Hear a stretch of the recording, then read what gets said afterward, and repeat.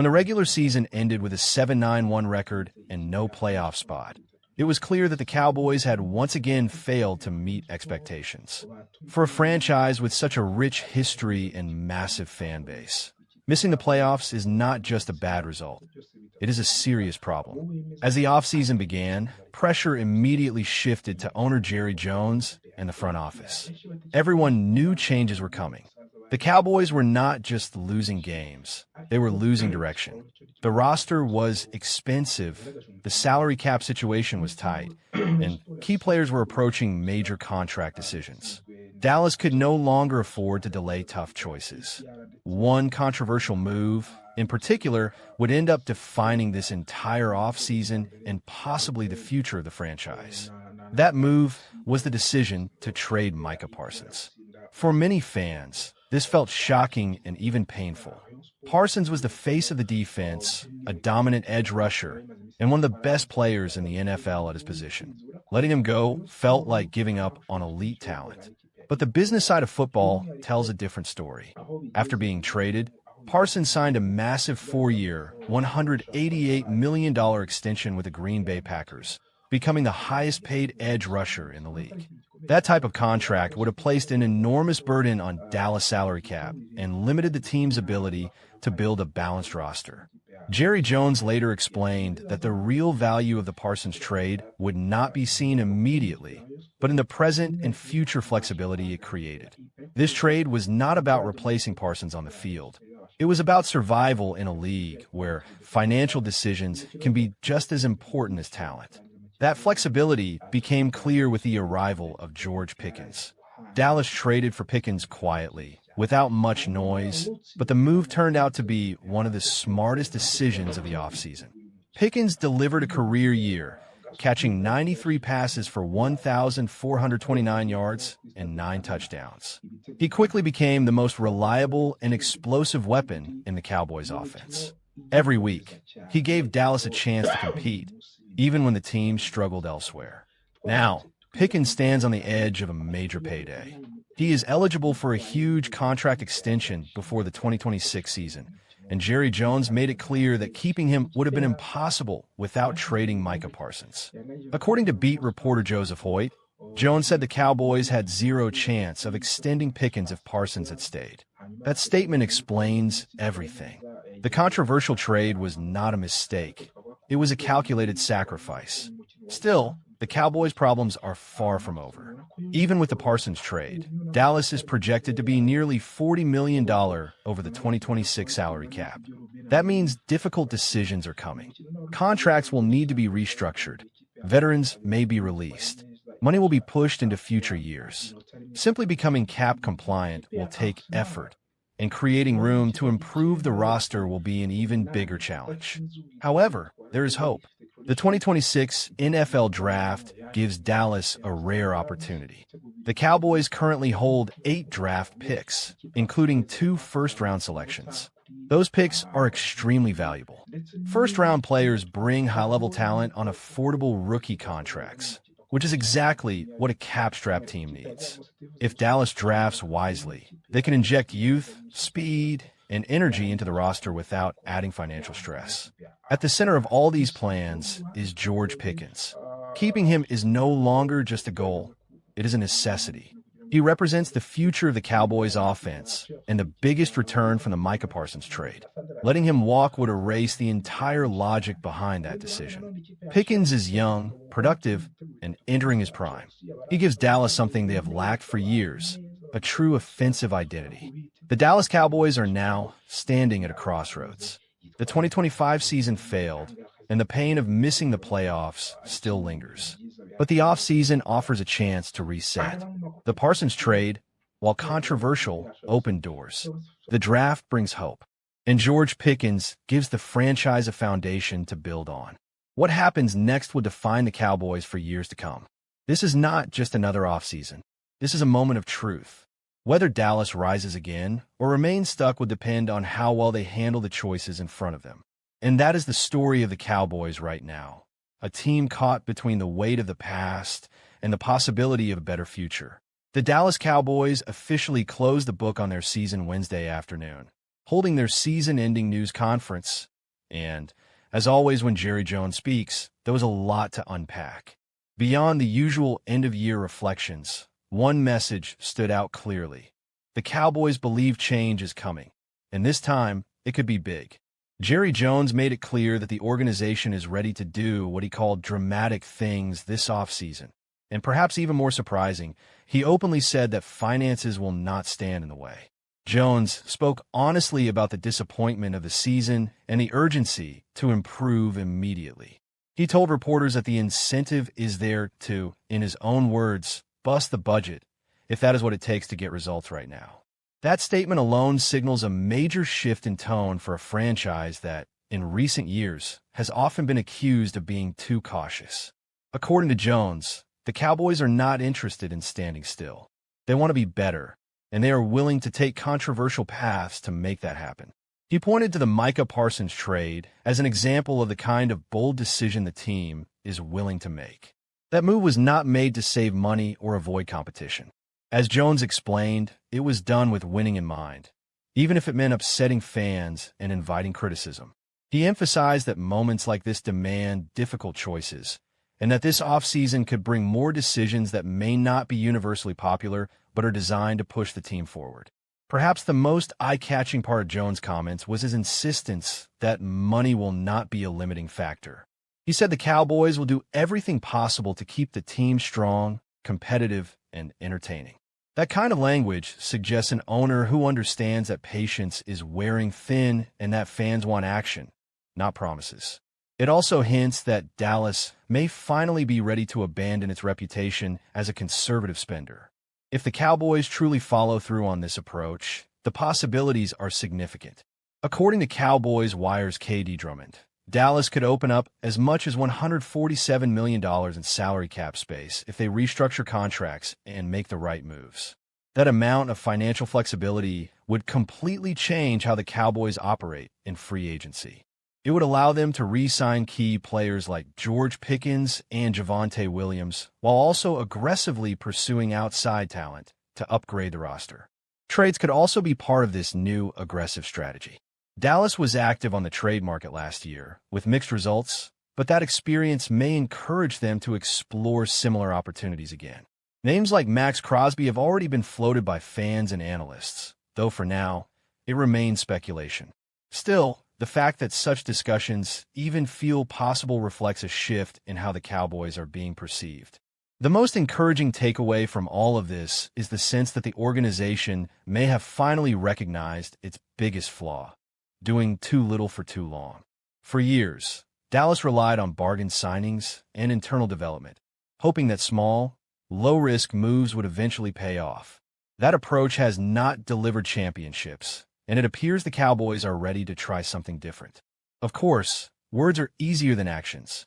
Cowboys fans have heard bold promises before, including talk of going all in, only to see minimal follow-through. That history is why skepticism remains. Still, this moment feels different.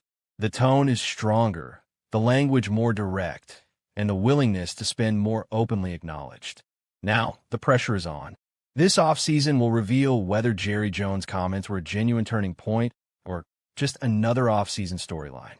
If the Cowboys truly embrace aggression in free agency, the draft, and the trade market, this could be the most important offseason the franchise has had in years. Only time will tell how it all plays out, but one thing is clear: the Cowboys are promising action, and the NFL world will be watching closely to see if they finally deliver.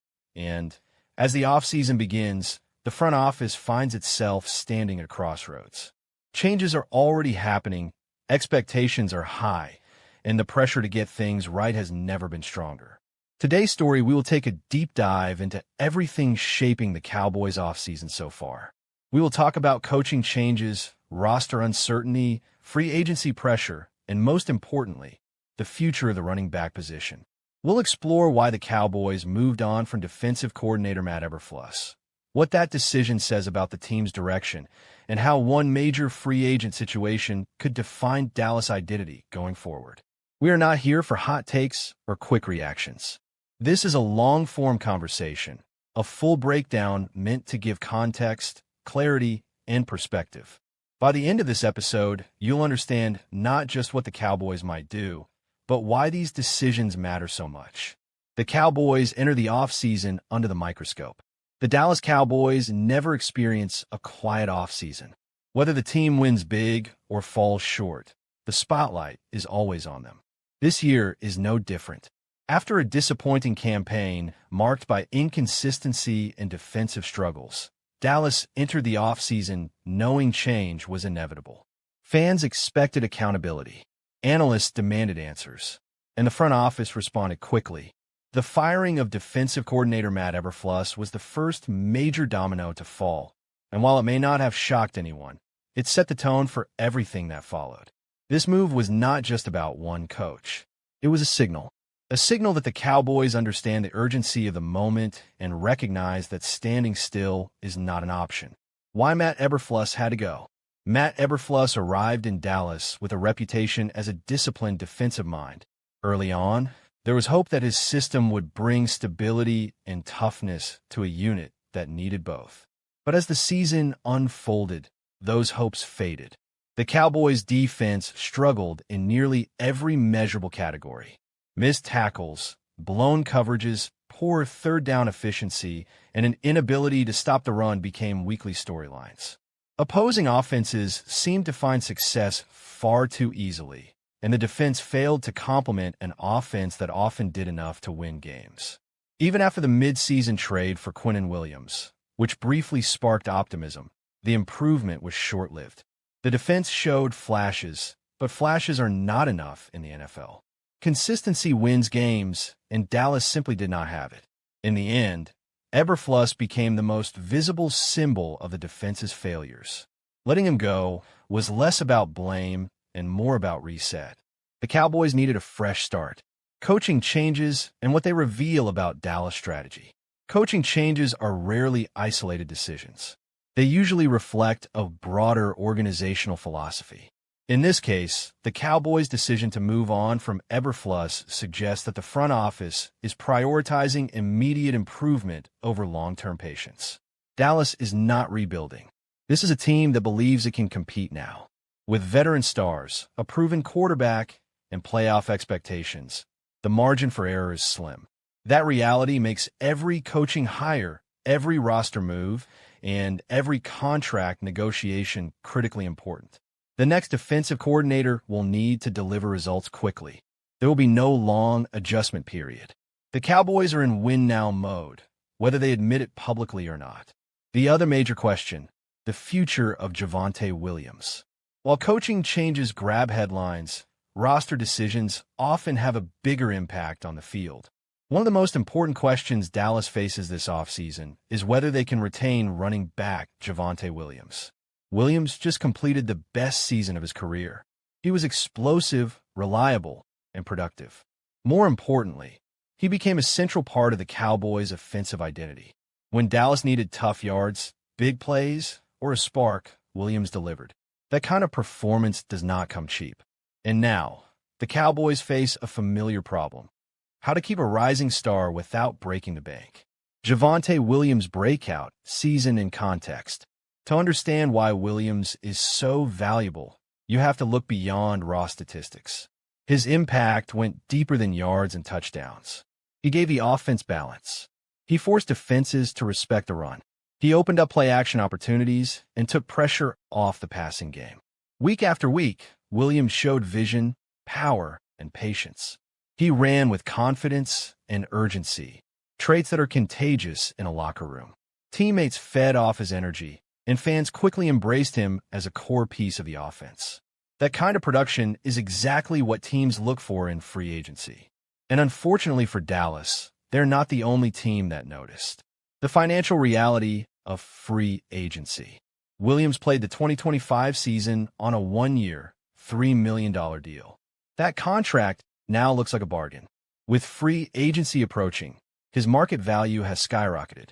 According to projections, Williams could command a multi-year deal worth over $20 million. That is a significant investment, especially for a team already managing multiple large contracts across the roster. This is where tough decisions come in. The Cowboys must weigh Williams' importance against their financial flexibility. Paying him means sacrificing resources elsewhere. Letting him walk means replacing a proven playmaker. Neither option is painless. Why the New York Jets are a serious threat. Analysts believe the New York Jets are one of the strongest contenders to sign Williams. The Jets have cap space, a clear need at running back, and a roster that could benefit greatly from his skill set. A projected 3-year, $20 million deal makes sense from their perspective. For Williams, it represents security and recognition. For Dallas, it represents a looming loss. If the Cowboys are unwilling or unable to match that offer, they must be ready with a backup plan that or J.K. Dobbins, a possible replacement option. If Williams leaves, the Cowboys will need another running back capable of carrying a significant workload. One name that continues to surface in discussions is J.K. Dobbins. Dobbins' career has been defined by both promise and frustration. When healthy, he is dynamic and efficient. He runs with burst and has proven he can be productive at the NFL level. However, injuries have followed him throughout his career. Missed games and shortened seasons have prevented him from securing long-term stability. That history makes him a risky option, but also a potentially affordable one. Why Dobbins fits the Cowboys situation? From a financial standpoint, Dobbins makes sense. A 1-year, $5 million deal is manageable and low risk. It allows the Cowboys to replace much of Williams' production without committing long-term money. For Dobbins, Dallas represents an opportunity. A strong season behind a solid offensive line could rebuild his value and position him for a bigger contract in the future. This type of mutual benefit is common in NFL free agency. Teams take calculated risks, and players bet on themselves.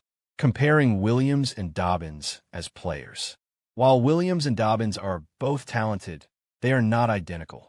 Williams brings more power and durability, while Dobbins relies on quickness and efficiency. Williams proved he could handle a heavy workload. Dobbins has been more effective in limited stretches. The Cowboys would need to adjust their offensive approach if they make this switch.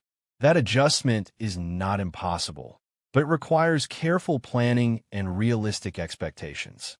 Lessons from past Cowboys running back decisions. The Cowboys have a long history of difficult running back decisions. From letting productive players walk to investing heavily in others, the results have been mixed. These experiences should inform the current situation. Overpaying can limit flexibility. Underinvesting can weaken the offense. Finding the right balance is critical. The front office must learn from the past if it wants to get this right. The bigger picture, identity and direction. At its core, this offseason is about identity. What kind of team do the Cowboys want to be? Are they built around power football, balance, and control? Or are they shifting toward a more flexible, cost-efficient model? The decisions at defensive coordinator and running back will help answer those questions. They will reveal whether Dallas is committed to continuity or ready for transformation. Why this offseason matters more than most. Some offseasons are about fine-tuning. Others are about survival. This one feels like a turning point. The Cowboys have talent. They have resources. What they need now is clarity. Fans want direction. Players want stability. Coaches want support. How Dallas handles the next few months will shape not only the 2026 season, but the legacy of this current era. Final thoughts. Waiting for the next move. As we wrap up this episode, one thing is clear. The Dallas Cowboys are entering a defining offseason.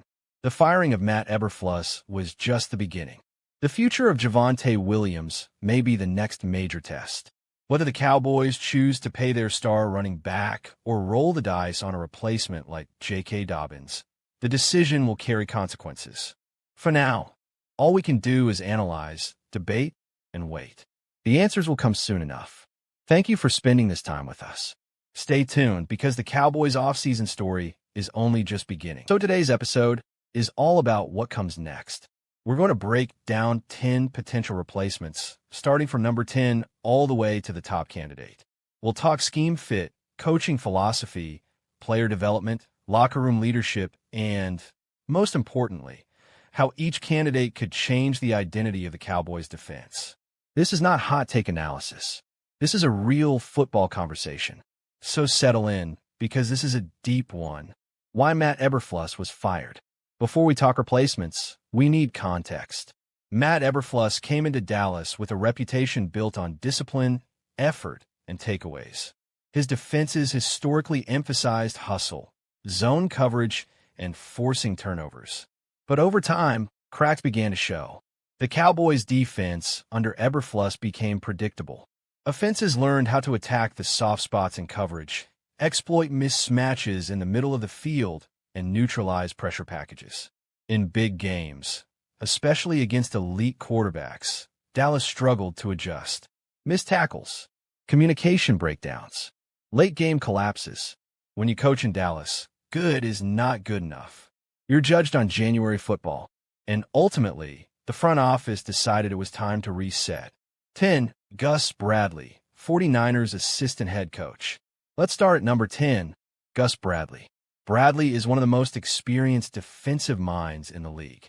He's a longtime disciple of Pete Carroll, and his defensive philosophy is clear: cover, 3, speed, discipline, and rally to the football. With the 49ers, Bradley has worked in a system that emphasizes defensive line dominance and structured coverage behind it. For Dallas, this would represent a move toward stability rather than innovation. The upside? Veteran leadership, proven systems, clear communication. The downside? Bradley's scheme can feel dated against modern, motion-heavy offenses. Cowboys fans might see fewer creative blitzes and more conservative looks. Bradley would raise the floor, but maybe not the ceiling. At number 9, Clint Hurt. Hurt is a rising name, especially among defensive line coaches. In Philadelphia, he's been instrumental in developing elite trench play. His defenses emphasize physicality, gap discipline, and collapsing the pocket without excessive blitzing. For Dallas, this would be a trenches first hire. Hurt could unlock even more from the Cowboys' pass rush, particularly if the team wants to dominate up front and simplify coverage responsibilities on the back end. However, Hurt has limited experience calling full defenses. He's more projection than certainty. This would be a bet on development over reputation. 8. Jeff Ulbrich, former Falcons DC. Jeff Ulbrich checks a lot of boxes. He's intense. He's respected. He's a former linebacker who understands modern hybrid defenses. Ulbrich's schemes tend to be aggressive, blending pressure with versatile linebacker play. In Dallas, that could translate into more creativity in the front seven and more flexibility against the run. The concern? His previous defenses have been inconsistent, especially against elite quarterbacks. Ulbrich would bring energy and edge, but the question is whether he brings elite adjustments. 7. Aubrey Pleasant, Rams pass game coordinator. This is a fascinating name. Aubrey Pleasant has quietly built one of the strongest reputations in the league for defensive back development. His work with the Rams has emphasized coverage disguises, matchup-based game plans, and situational awareness. For a Cowboys defense that has struggled in coverage during critical moments, Pleasant could be transformative. He represents the modern defensive mind, adaptable, detail-oriented, and player-centric. The risk? Limited experience as a full defensive coordinator. But sometimes the next great coordinator comes from exactly this background. 6. Dennard Wilson, Titans DC. Dennard Wilson brings toughness. His defenses are physical, disciplined, and built to survive in ugly games. In Tennessee, Wilson has leaned on aggressive run fits and coverage accountability. For Dallas, this would signal a shift toward defensive identity over flash. Wilson could help the Cowboys become more reliable in short yardage situations and late-game scenarios. The concern is whether his style maximizes Dallas' speed and athleticism or restricts it. 5. Al Harris, Bears DB coach. Cowboys fans know this name. Al Harris understands the culture, the expectations, and the pressure of Dallas. As a defensive backs coach, he's earned respect for his ability to teach technique and confidence. Promoting Harris would create continuity and locker room buy-in. But the leap from position coach to full defensive coordinator is massive. This would be an emotional hire, not necessarily a strategic one. 4. Fired head coaches. This category matters. Recently fired head coaches often become elite coordinators. They've seen everything. They've failed. They've learned. Dallas could target someone hungry, experienced, and eager to rebuild their reputation.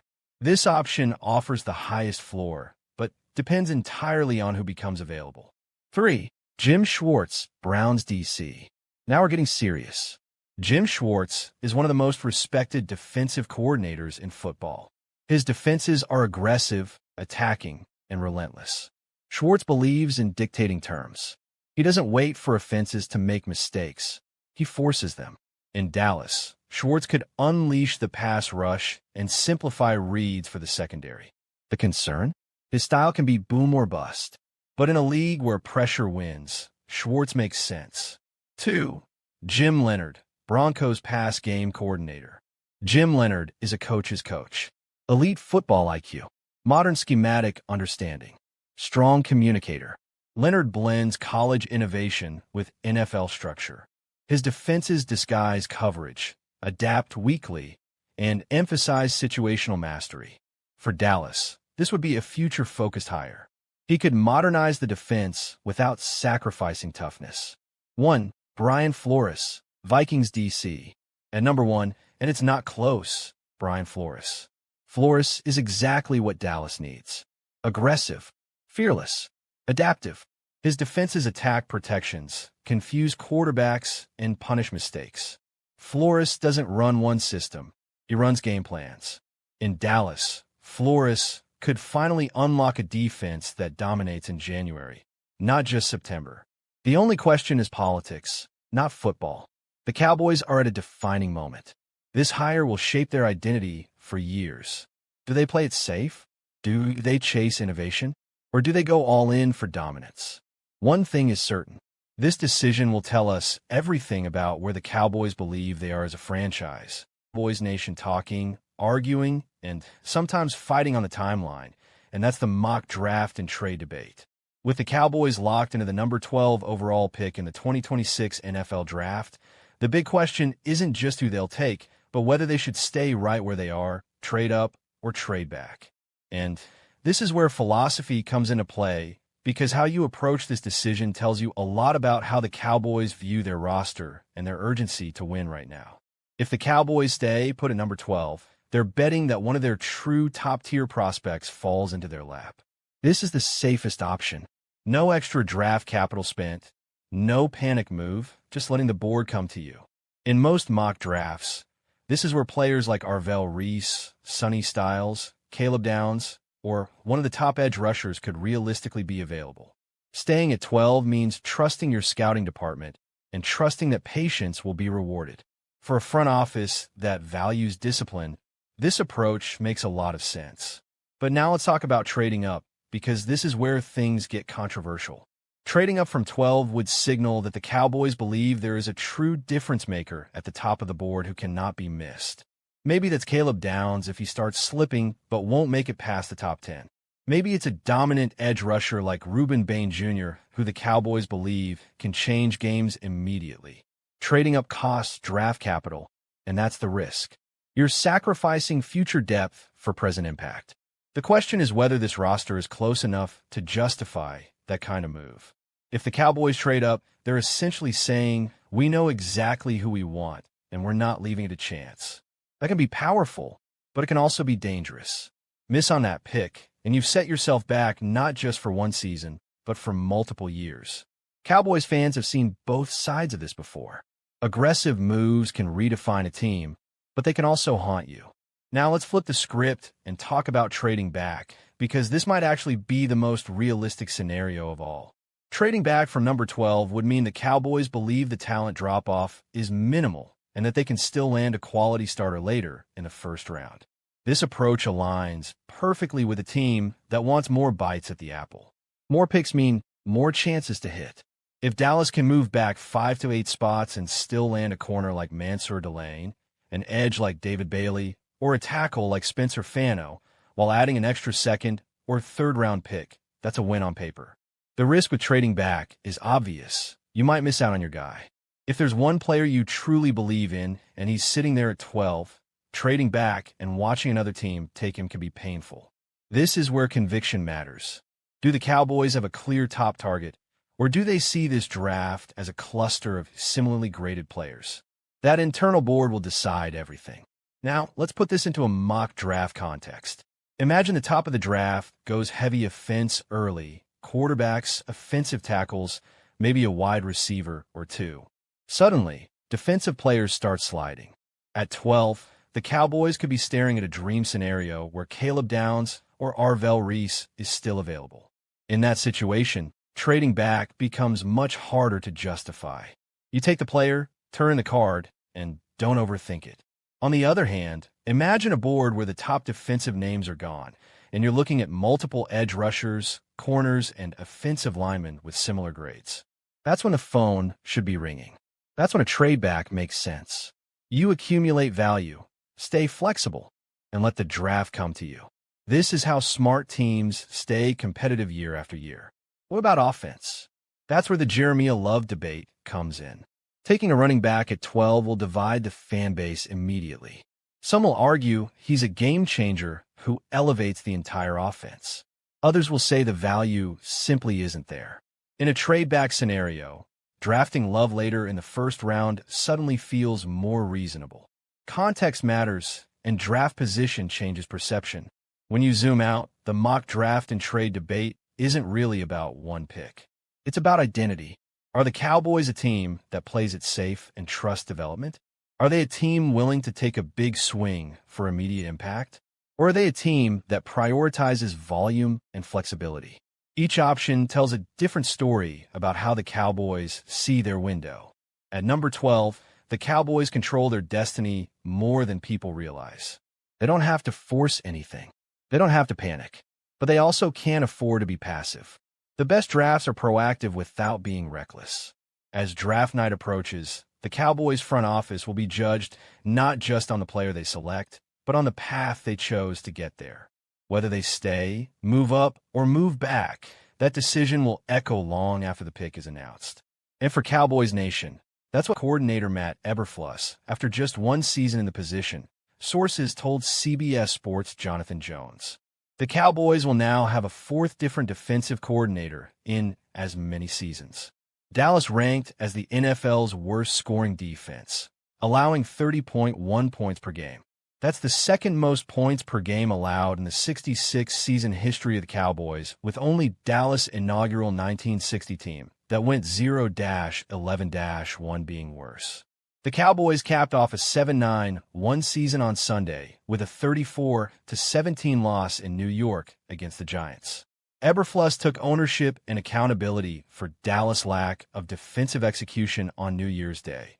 So naturally, he was held accountable for his unit's results. Ownership and accountability is right with me. Eberflus said, "I'm the defensive coordinator, so it's always that. I take full accountability. We wanted to see more progress during the course of the year. It was just more up and down. It just wasn't linear." It is worth noting Jones did trade away all-pro edge rusher Micah Parsons, the team's best defensive player, to the Green Bay Packers after failed extension talks a week before the 2025 season began. That put Eberflus in a tough spot before the season even began. Obviously, you have an all-pro pass rusher that wins really quick. Parsons, that's certainly going to help any defense if it's Micah, or if it's Myles Garrett, or whoever that might be. But that impact player is always going to help to a certain degree in pass downs and other downs, Eberflus said. Again, you can't look back, right? It is what it is, and then you just focus where you are. Dallas defense was sidetracked by injuries up and down their cornerback position with Darren Bland, foot, ex-Cowboy, Trayvon Diggs, knee/concussion, Siobhan Revel, knee, and Kalen Carson, knee, hamstring. Diggs and Eberflus also clashed about zone versus man coverage usage all year long before Dallas released him after Week 17. I think the start of the year, guys were in and out in terms of we weren't at full force, Eberflus said. And then when we got some guys back, I thought we had a good stretch there. I thought the stretch was pretty good. We started to improve. I know we improved in the run defense and the third down defense. And then from there, we just didn't